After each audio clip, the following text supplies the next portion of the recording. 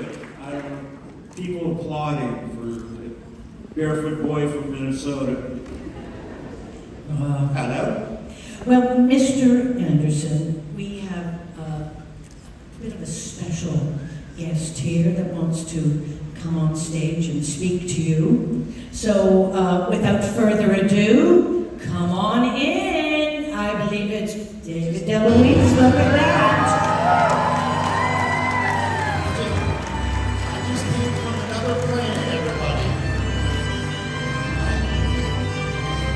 Yes, David. Yes, this is your biggest fan, and your smallest fan is coming very soon. Once it's recharged. Oh my God, that feels good. So, they're queuing up another special guest, other than me, is going to be here, and we have a little surprise for you. Until they tell me that it's queued up, you let me know when that happens. Can I ask you a question? Ask me anything, David. How do you think I look? Just like that. Just like that. Like your father, of course. Did you? And you worked with my dad. My dad did an episode of Stargate, and he was Ergo. Do you guys remember that? Did you enjoy working with him? Impossible working with your father. Because he would just improv. Yes. I mean, I love improv as well. I grew up, that was my initial training. But when I met Dom, it all went out the window because he takes stage. And he was just a brilliant man. And as well known, hilarious. So lucky to have. And he was so happy to work with you, and also to be directed by his son, my brother Peter DeLuise. I know you'll get to it in the story, but Peter, I've never seen such frustration in a man. No. Well, because it was, when Peter was directing my dad? Yes.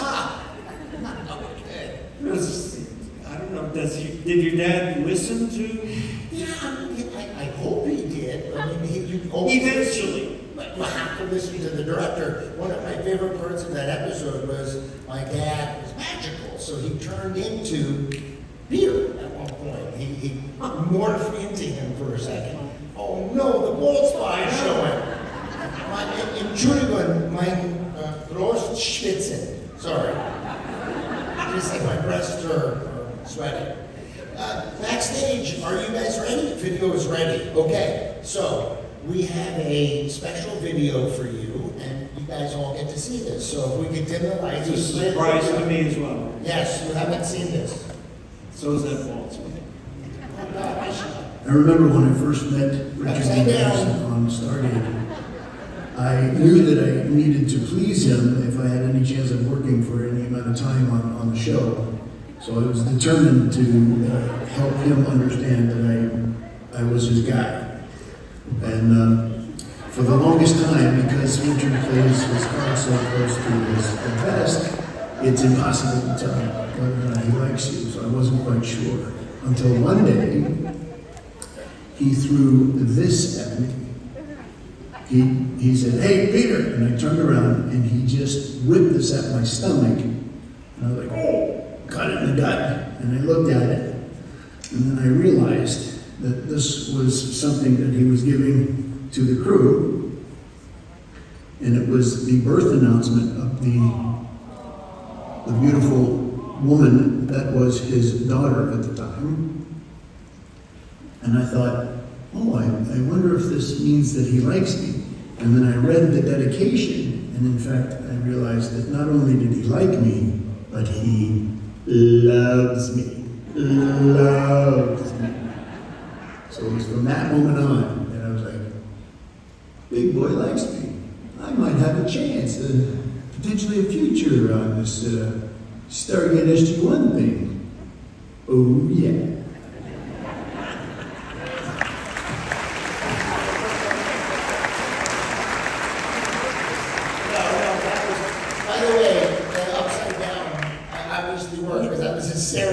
Did that, but that was not supposed to be upside down. That's wonderful. You know, I remember, if I may, the first time that my brother Peter got a job, an opportunity to direct SG-1, he said, I remember he called me and my dad, and he was like, I think they liked it.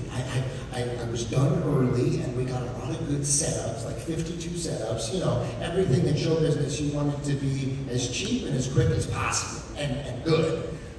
But he obviously loved working with you, and do you remember that, giving him the hat, or no? Yeah, well, I was giving them to people that, you know, were new to me, because it was brand new, and Wiley was born in 1998, so, yeah, of course.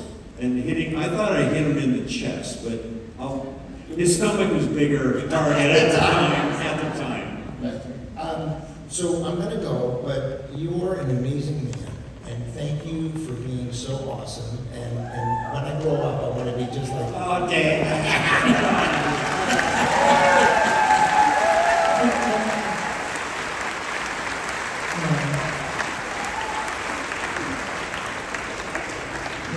Anybody know who that was? And I think he paid to have it upside down. Is that at a good angle? Not yet, but I'll take care of it. Thank you. Ladies and gentlemen, It's the whole MacGyver. Richard. Hi, everybody. It's probably throwing sound and lighting, but just to be closer, as close as I can get without you guys smelling my pits. Which are... Anybody else a little warm? Yes. For some reason, that section is perfectly cool. What do you guys want to do? Sing? You don't want me singing. Are you singers in the house? Not one singer in the house. I don't have any jokes. Mine's all physical comedy. So I should probably spit take right now, but I'm not going to. We can get the serious stuff out of the way if you want, but any question is fair game for me. I have nothing to hide. Richard. You interrupted me right in the middle of a good joke. I'm kidding. Sorry. First, I have to say you are guilty because I started because of you to play ice hockey. Say again. Or someone interpret. You was guilty that I start to play ice hockey. Oh, I'm sorry. No, it was good. I love it. I played 7 years ago. You quit? No, I mean you haven't played again? No, I'm still stopped now. What? I have no club in where I can play. I have no club where I can play. She doesn't have a club where to play. No teeth? I have no team. Oh, teeth? I have no You don't team. have an ice rink that you go to and just people are there to shoot the puck around? Yes, I will. Do that. I will do it again. Organize. Okay, that sounds And like a then- champ. I have 2 or 3 questions. The first one, how it came that you play with Scott Bakula ice hockey.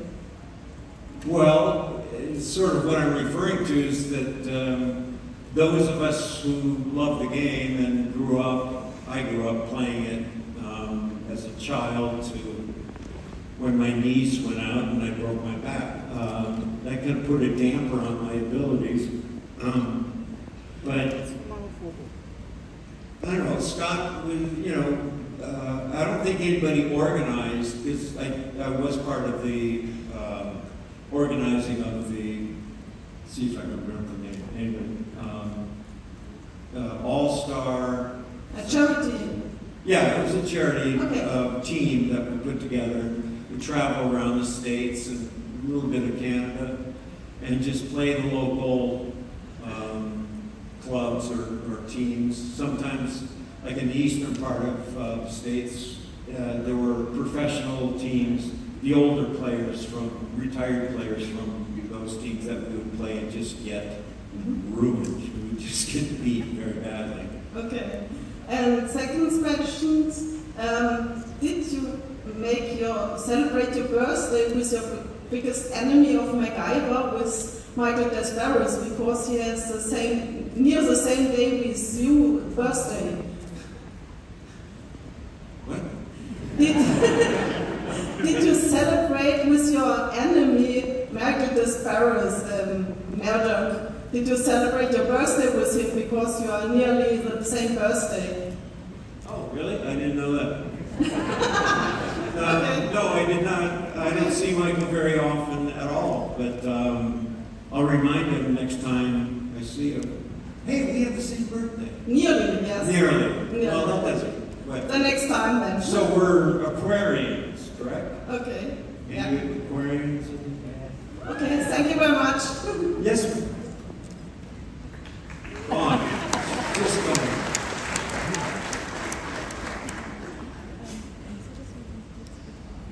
Oh, you're so tall, the light misses you. Or the light is gonna. Well, as you all saw, the video was upside down. So, how are you doing up there? Yes. I want to start with a quote. You have got a stubborn heart, Richard.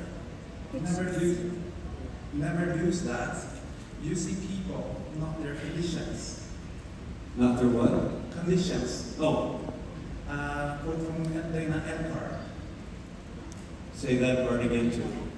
Elcar. Oh, yes. Yes. Oh, bless his heart. My question for you was, by the time he was started to use his site, how did he learn new scripts?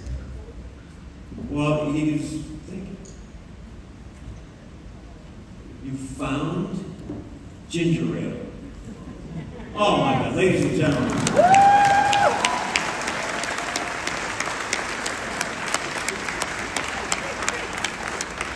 She has no idea how she saved my life. Can't find ginger ale in Germany. Yeah, yes you can. See, it's there. But I've been turned down in so many places. No, ginger ale, what? Was? No, he has Sprite. Salut, Lord. Ich muss etwas in der Zeitung lesen. I'm sorry, the question was? How did Elcar learn his scripts? Well, he wasn't completely blind. In other words, he did not see darkness, total darkness. His blindness started with peripheral vision. So it slowly did that. And it kind of got fuzzy for him.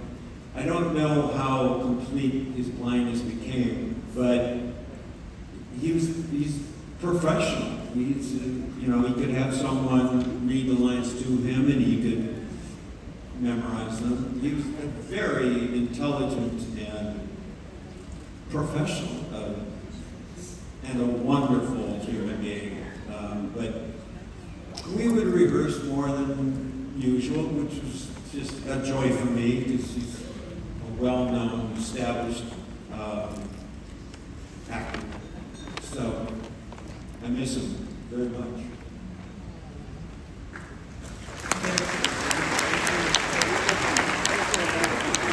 We also have an assistant that would assist him. Yes, that's right. Hi. My question is kind of general. What was your first reaction when MacGyver reboot came out? Like, your first honest reaction? My first reaction was, ew! No, they had asked me to be a part of it in some capacity. I think the idea of me being his dad or something. But I read the script and I waited a little while. I saw the first episode, or pieces of it, and I realized that it wasn't the guy, it wasn't the franchise, was, I think, much more inventive and clever. You would see my character seeing a problem, looking around, seeing possible elements to solve the problem, and then you see him putting it together, solving the problem. And you know the title of it, what it was called, MacGyver, the second generation or something? Anyway, there was a lot more gunplay going on, and in and around his MacGyver. I didn't think it wasn't being true to what we had intended as the originators. It was more like a cop show with the MacGyver title.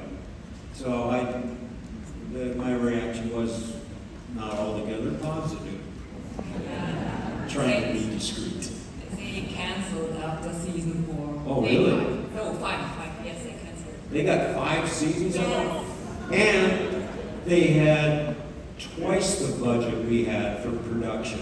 So you look at the first MacGyver, the original, the only.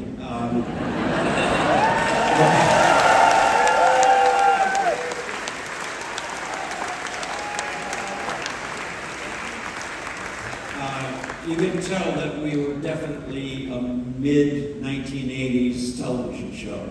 You can tell the lighting, it's overlit in many respects. There's no,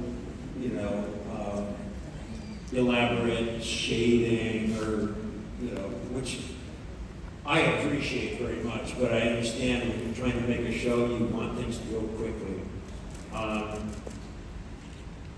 But I ought to have had a third of their budget. We could have, I think, improved things considerably.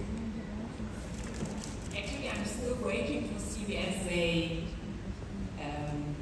make it Blu-ray, like camera screen, like they still haven't done it. Wait, they're making a new one? They're trying to make it more sharper, like how do you explain it? Blu-ray, like Oh, Blu-ray. they still haven't done it. Isn't Blu-ray just a technology? Like still they haven't like CGI, put more CGI in it. They still Oh, haven't yeah. done it. Well, that's what I'm saying about the budget. This CGI and the blue screen and all that business costs a lot of money. So we were forced to be practical more than, trickery. And I think that making it more original and more organic than visual tricks and stuff. Making any sense at all whatsoever. They only did season 1. That's what I know. Not more than others. You know more than I because I didn't see it. I mean, I didn't watch it. I did see it. You watch yourself on the television? Do I watch myself? Oh, Lord, no. Oh. No, I've seen every one because I was, a part of the production and such. You're talking about MacGyver starting. MacGyver, right? Yes. Still no.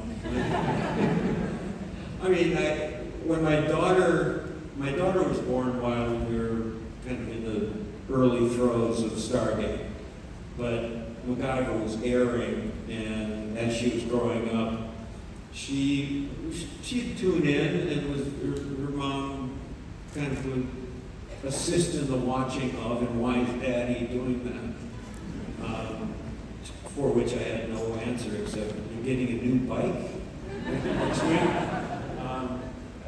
Yeah, that's the basics of it all. Thank you. You bet.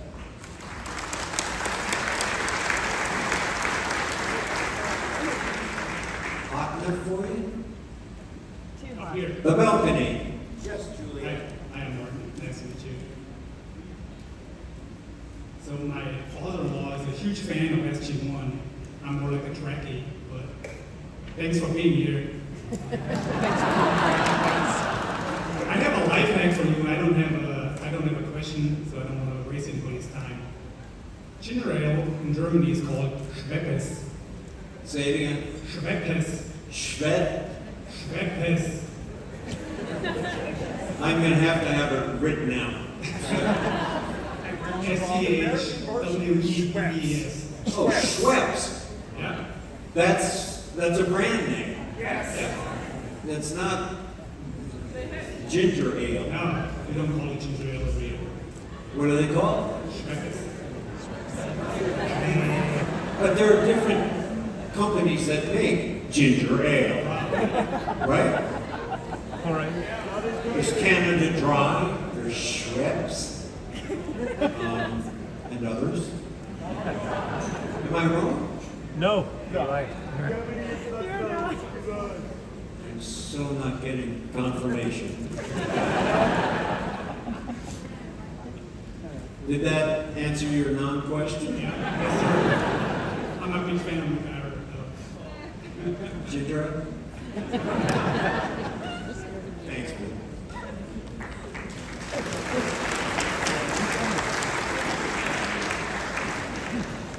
You in the light there.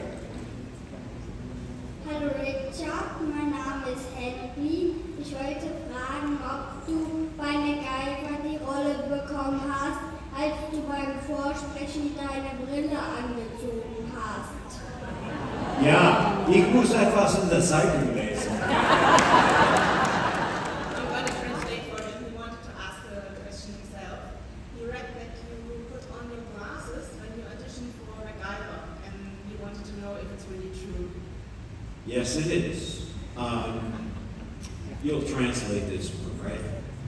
Otherwise, we're back to eating etwas in the Zeitung. Yes, I had gone through my part of, I think, a callback for the role of MacGyver. And I obviously memorized the lines that they had given. But then my turn was over, and I went out into the waiting room, and the casting lady came out and said, would you mind sticking around and reading with this little boy, about your size and shape? And I said, oh yeah, sure. So they go in there, and I hadn't prepared any of the scene for the little boy in MacGyver talk. So I had to wear my glasses and took them out, put them on so I could see the dialogue.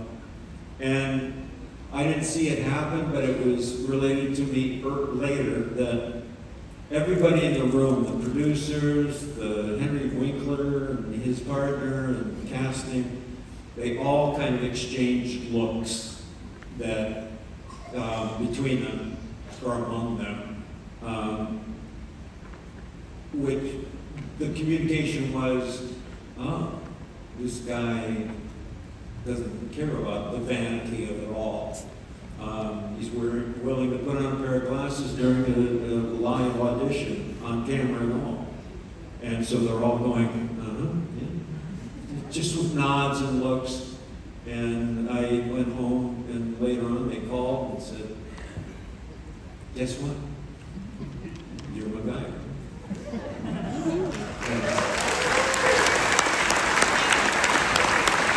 It's a long answer, but it's true. Yeah. You can do the same thing. Auf Wiedersehen. Ciao. Au revoir. Hello. Hi. First off, I have to ask Richard, what's up with the hair? I apologize. It's all over the place. Well, yeah. It's done that my whole life, but I've been able to manage it. I'm retired. I don't care what it looks like.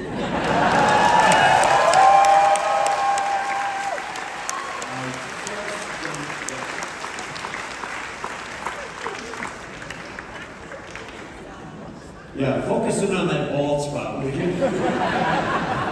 I'm not proud of it. It just is. My hair since I've retired, I should probably take the quotes away, but since I've stopped working, there we go, my hair has fluctuated from shoulder length to above the ears and back again. I just don't pay attention to it. I don't have a lot of mirrors in my house, and don't care that there are no mirrors in my house. Not no mirrors. Everyone has one mirror, right? No, I'm the only one. So fairly recently, I just went into, my brother had this lady who, I live in a place called Malibu, and it's got a reputation, an image of being a little higher crustiness. I live out in the country north of the town, much more rustic, and there's no one, around to. I started to cut my own hair at one point, then realized my eyes are so bad I can't see my hair. And so I found this barber, a hairdresser. If you're a woman and you do hair, you're called a hairdresser. And if you're a guy, you're a barber. Yeah. Is that right? Yeah. I was genuinely asking. Did you see his life in your dreams? See what? Did you see his life in your dreams? Like in that episode where O'Neill sees the barber's life? No. I just wanted, I needed, because, for those of you growing into 3/4 of a century of life, men, maybe women, but the longer your hair gets, the heavier it gets. And I have this kind of thinning thing. After 75 years, I've done okay. It's stuck with me. But it was really long a couple months ago. And the heavier it gets, the more it pulls down and separates along your hairline, basically. Your vertical hairline. How am I doing? Well, let's just take away some of the weight. So I went to this person, she cut it all off, and I've been happy ever since. Yeah. It's just,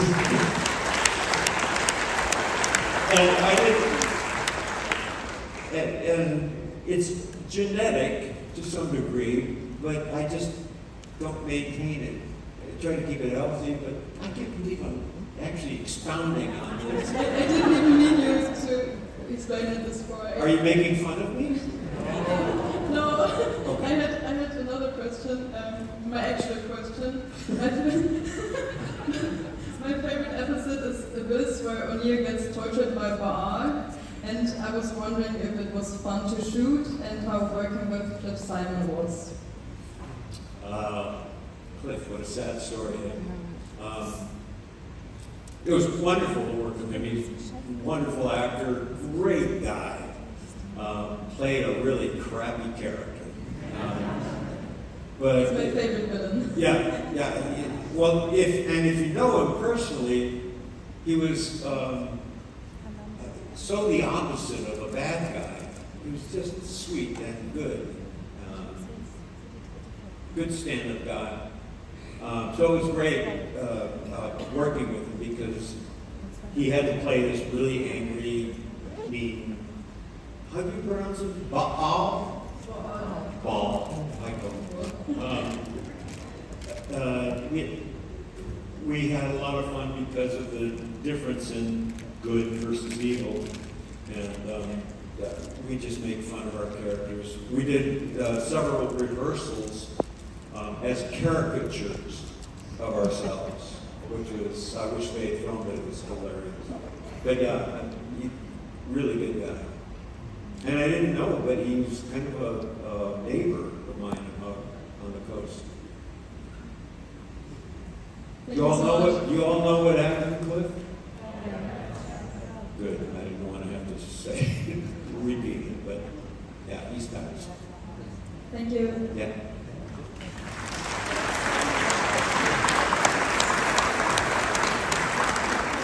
Can't have this one.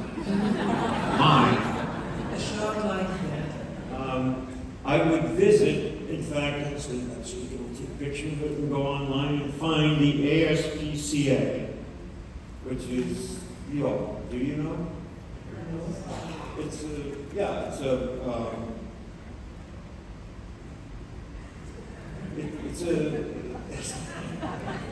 an organization that protects, I'd say, animals in general, but specifically in my case, dogs, because dogs have always been my favorite human beings. Because they're so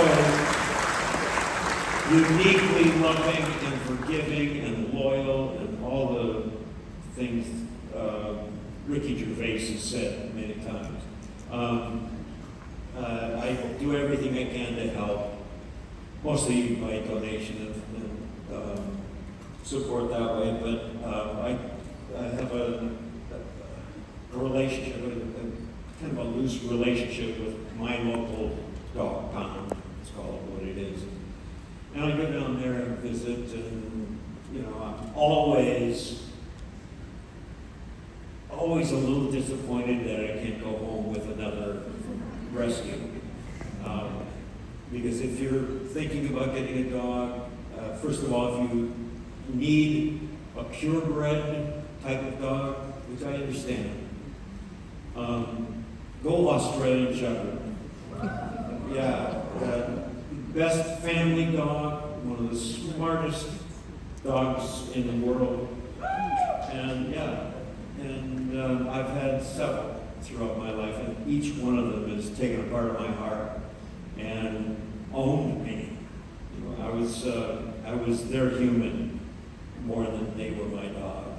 We were, if I contemplate the loss of Andy, my last Australian Shepherd, who was a tricolor, I'll cry right in front of him. But I can't go on anymore, or I shouldn't go anymore, because I'll talk all night about dogs and how I can listen. a place in my life, not just my heart. But. So ASPCA, probably.com. Yeah. Thank you. And again, if you are thinking of getting a dog, think about getting a rescue. Go shopping and make eye contact with them, see if anything happens, if you know what I mean. And if you like cats, okay. I almost adopted a horse. It was more of a mule, but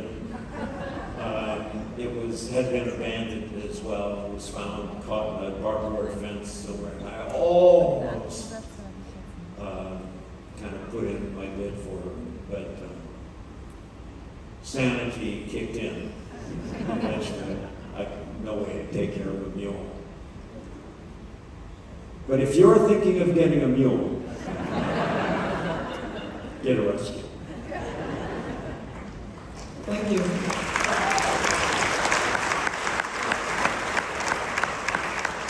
Hello.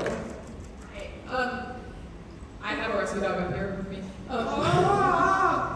Aren't you down here? We can come down. But I actually had a different question, and we can meet it on later. But my question was actually, of the roles you had other than MacGyver and Jack O'Neill, what was the most fun, what was the most interesting, and which one would you recommend us to see? Ooh, I know.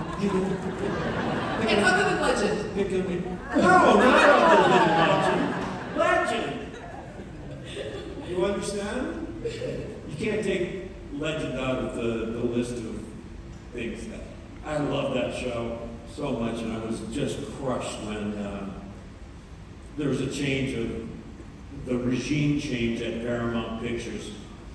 Affected everybody, and most especially, selfishly,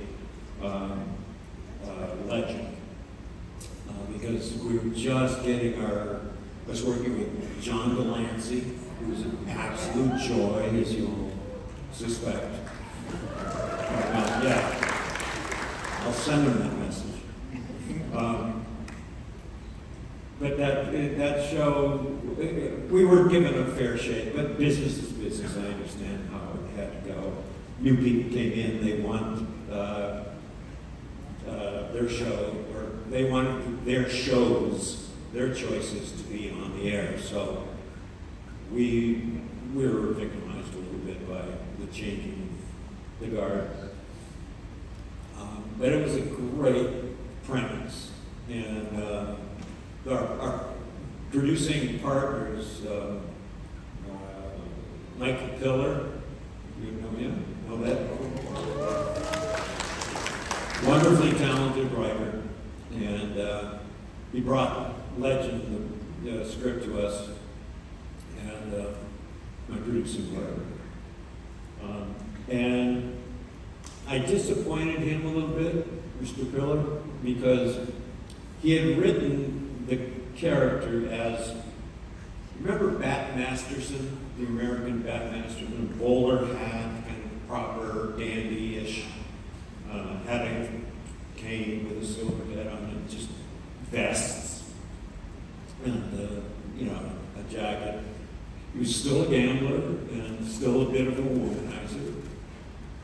So when they got for those of you who haven't seen any of Legend, when he received the dailies for the first 2 days shoot, he was shocked because I brought forth the character who was all the things that he described, except had a big bushy mustache, go figure, mussed up hair, was afraid of horses, dogs despised him and would chase him all the time, was a foolish gambler and a heavy drinker, also smoked cigars.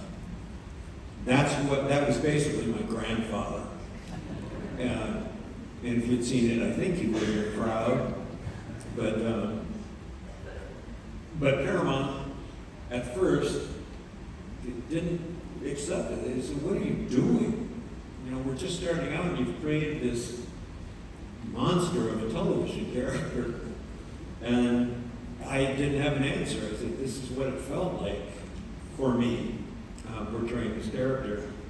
And it became more, go figure, comedic, more lighthearted, and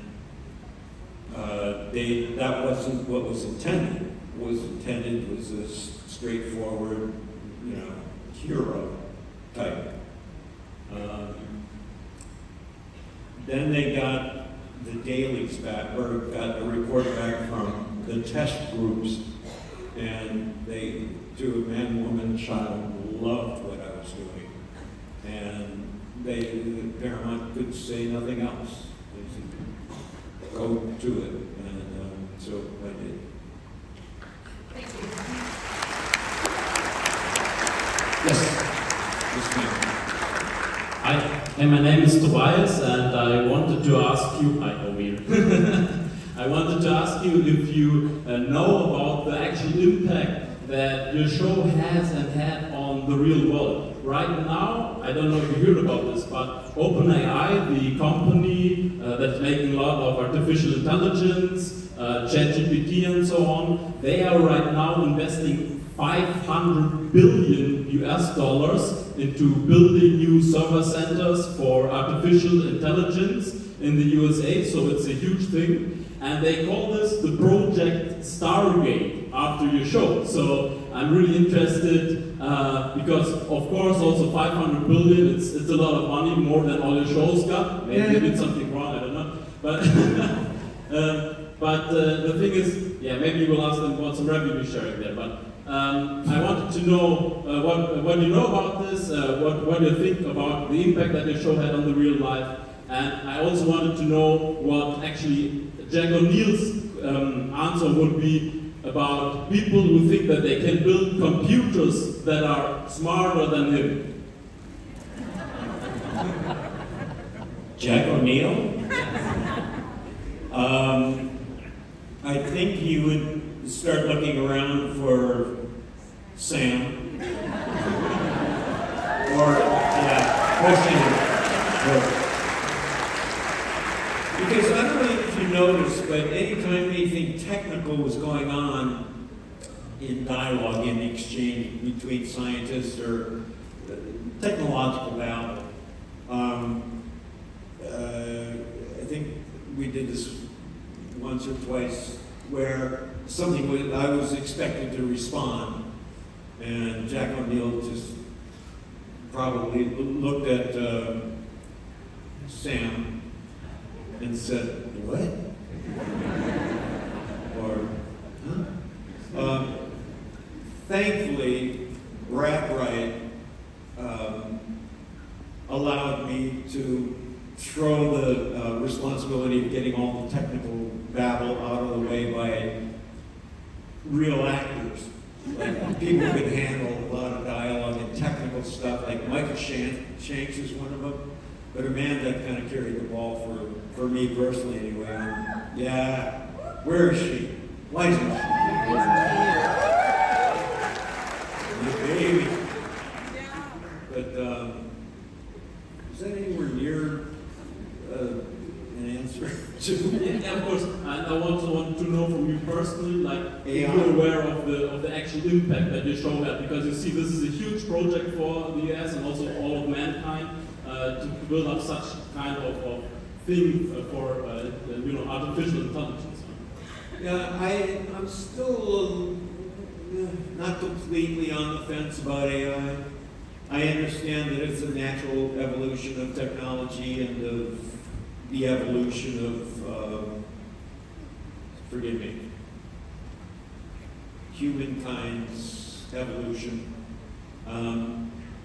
Because people are smart and they develop things like AI and such. As far as being used in the entertainment industry, that's a tough subject. I'm impressed by the technology. I love seeing my president being ridiculed.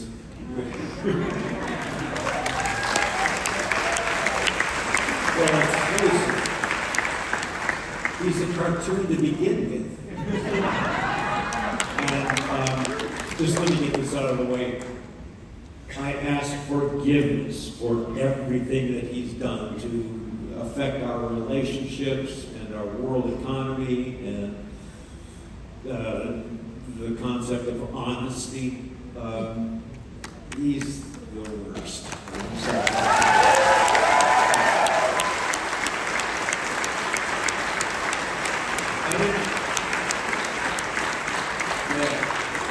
I didn't think I'd get too much resistance in that comment, but just so you know, there are far more people in the United States who just hold the same sentiment.